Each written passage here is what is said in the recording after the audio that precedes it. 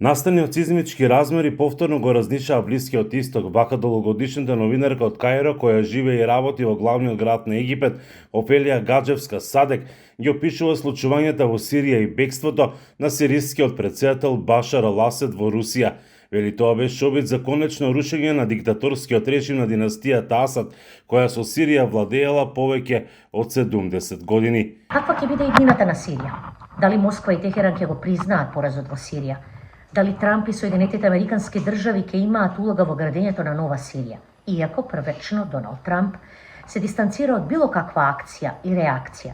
Но пред да ги анализираме претходните прашања, јасно е дека Вашингтон и Јерусалим ќе мора да излезат со практична, добросмислена и кохерентна и конструктивна акција. Гаджевска вели дека случувањата во Сирија се големи удари за Путин и официјална Москва, чии што односи во последните 50 години биле силни и стабилни.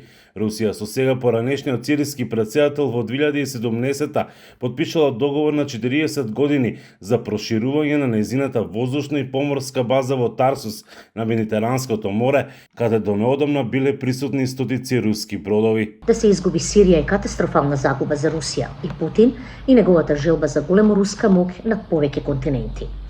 Оваа кардинална грешка и загуба на Русија е порака на слабост не само на Русија, туку и на Путин, чиј имидж на глобален лидер е разнешен, а посебно во очите на афричките лидери. Овој колапс на Хезбола, Хамас и Сирија е децениска шанса и предизвик не само за Сирија, туку и за регионот, вели Гаджевска. Авторитативниот режим на Башар ал-Асад беше клучен дел од влијанието на Иран и дестабилизацијата на регионалната иранска политика, небројните кршења на човечките права.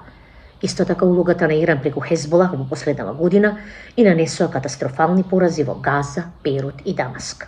Таа објаснува дека Русија, Иран и Хезбола ќе поддржувале владата на Башар ал-Асад, додека сириските бунтовнички групи биле помагани политички, логистички и воено од САД, Турција, Катар, Саудитска Арабија, Израел и Холандија.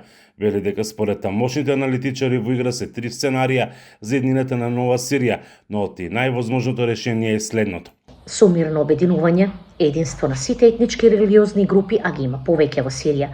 Сите тие заедно ги спровеле политички и економски реформи, изградба на разрушената земја и враќање на милионските бедоци. Западните сили би требало да ја поддржат оваа утопистичка опција. Гаджевска додава дека состојбата на Блискиот Исток сега се случувањата во Сирија станува уште посложена и оти на новата американска администрација предводена од Трамп ќе треба време да го реши прашањето со Блискиот Исток. Во меѓувреме, невладината организација Легис од Скопје покрај бројните донации за храна и питка вода за населението во Газа неодамна испрати еден камион со 77 пакети со основни хигиенски средства за едно семејство. Набавени и испакувани се во Јордан, од каде камионот во конвој со други камиони се упатиле кон Израел. Оттаму со претходен договор и согласност биле пропуштени во централното подрачје на Газа, објаснуваат од Легис. За Гласот на Америка, Мики Трајковски.